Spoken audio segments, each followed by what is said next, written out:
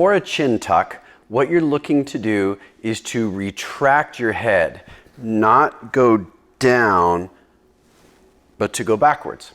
When you do it, you're going to feel like you're making a double chin.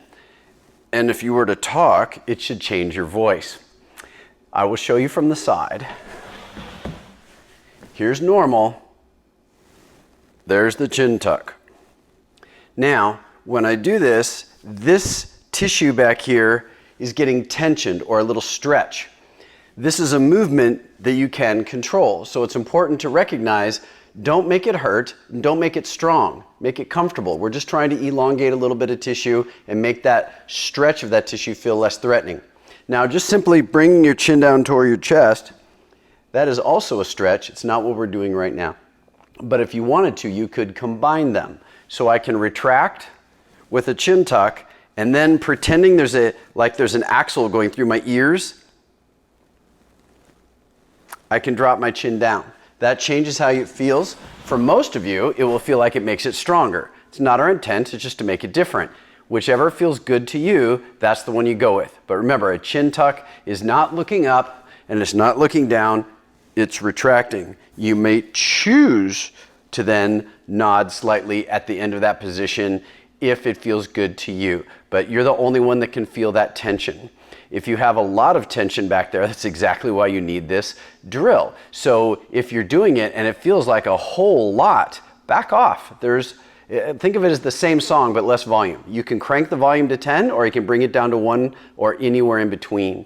Find where it feels good to you. If you really are clueless and you have no idea, start lighter than you think, because that way the worst that will happen then is it will do nothing. So we don't want anything to go haywire. We don't want your body to respond by tightening up to protect against this real huge threatening stretch that you created. So just make it subtle.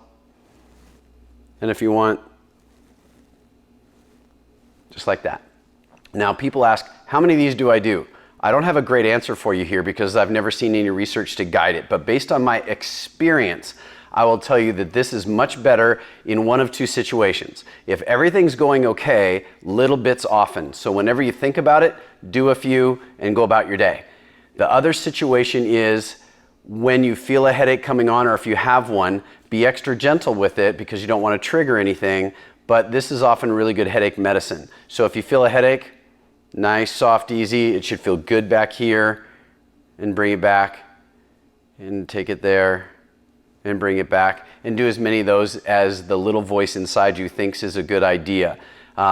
Generally speaking, most people are going to get that sense of, I feel like I'd like to be done now, in less than 10 repetitions. So it's not going to be a ton. So somewhere between 3 to 10, I would say, every time you do it. And if everything's going great, but you're tight back there, do it until that doesn't feel like much of anything, because I can do this right now and I don't really feel much of anything. So my mobility back there is doing okay. Also, I'm capable of touching my chin to my chest without a big deal. And if you have some extra stuff in here, just kind of get it out of the way and bring your chin to your chest if you can. That is a norm. If you're not able to meet that norm, you probably have some tightness back there, and this would be worthwhile for you. Hope that helps.